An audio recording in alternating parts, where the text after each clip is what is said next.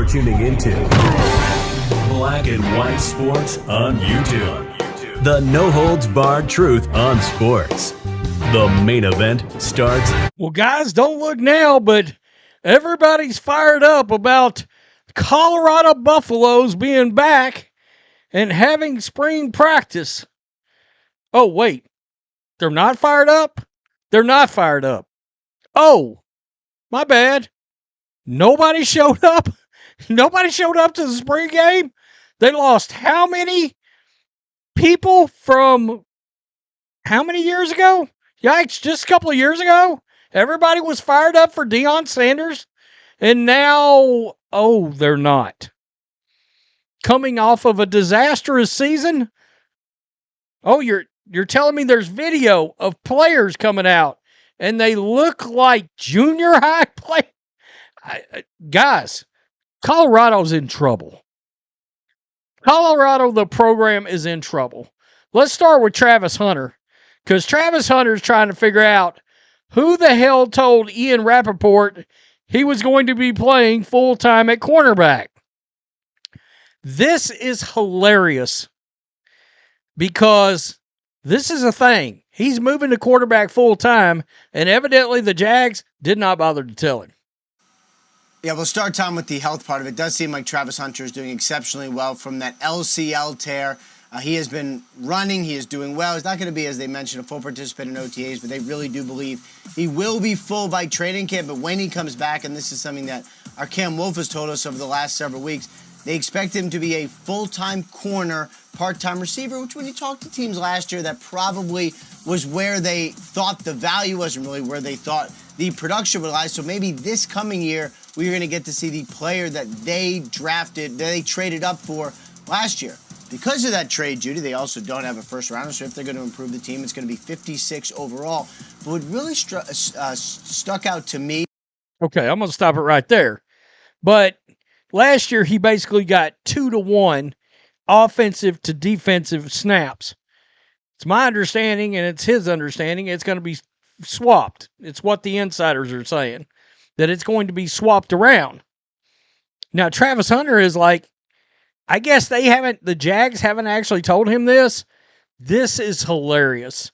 Tony Jefferson answered him, and he said they told him that. They just ain't told you yet, Rook. Welcome to the NFL. Welcome to the league. Yeah, again, this kind of goes back to the Diana Rossini, Mike Vrabel thing. All these media insiders, they're hearing this shit straight from these teams. I kid you not. I kid you not. So that leads us over here to the spring game, right? The black and gold game at Folsom Field. And it ended in a 7-6 final. Yikes. Yikes. That sounds terrible. I'm not even gonna talk about the game. Coach Prime emphasized the evaluation of the spring finale. Quote, in life, you accomplish things, but you still need to better yourself in a multitude of areas. Coach Prime said, the hardest thing to measure in a spring game is if the offense does well, the defense is not doing well, and vice versa. Well, you know one thing that can be measured? Colorado spring game attendance keeps falling in year 4 of Deion Sanders. Oh, 2023. 2026 on the right. Yikes. How it started versus how it's going.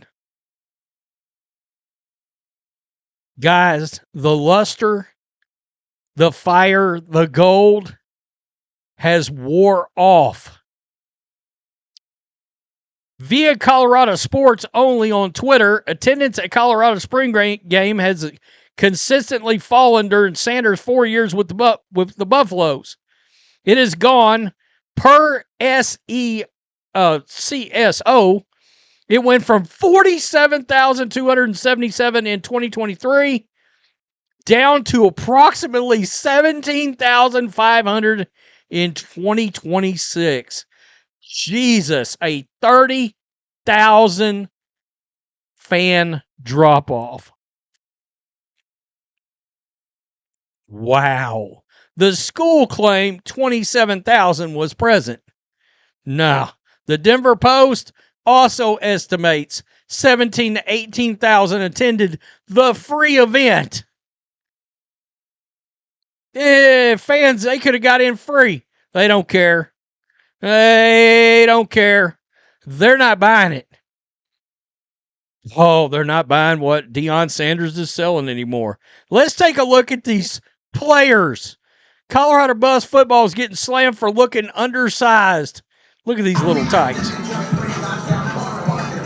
I'm going to turn that down. Look how small these guys look. I was like, these are D1 football players? For real? Look at. Why are y'all skipping? Wait a minute. I just saw these little fellas. I swear to God, there was some skipping going on there. Did you? Okay. I'm stopping it right there. Wow. I mean,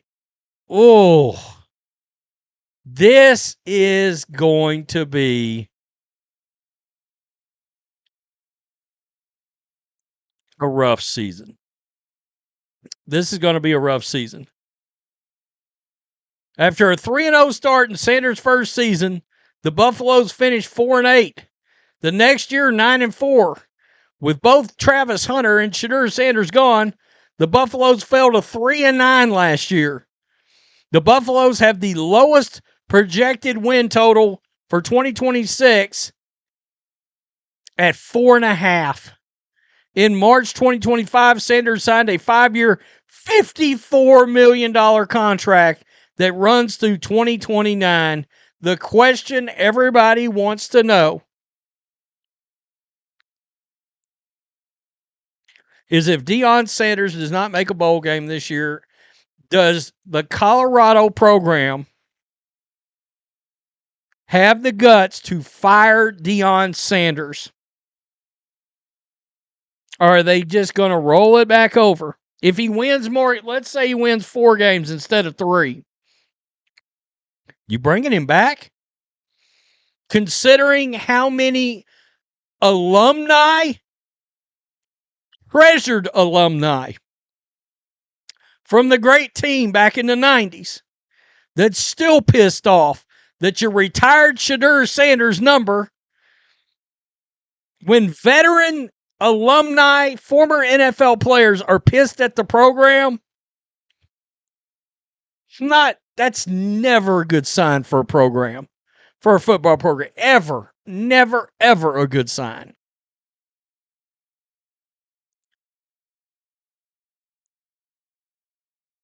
This is going to be interesting. Colorado, look, Belichick, North Carolina, Deion, Colorado. 2 of the biggest stories going into the college football season. Deion, a huge story. Is his seat hot? It's got to be, right? Travis Hunter didn't even know the Jags were switching him over to cornerback. Everybody else, I guess, did, but he didn't get the memo. The media? Yeah, that's right, Travis Hunter. The league uses the media to send out smoke signals to players. It happens. I mean, let's be real. These media members are hanging out with these GMs and these coaches and the owners around the owners' meetings, yada, yada, yada. You're not there.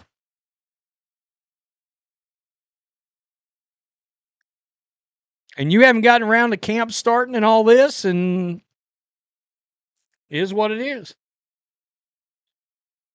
Tony Jefferson, welcome to the league. Tell me what you think. Peace. I'm out. Till next time. Thanks for watching the show. Be sure to like, comment, and subscribe. Be sure to tune in next time on Black and White Sports.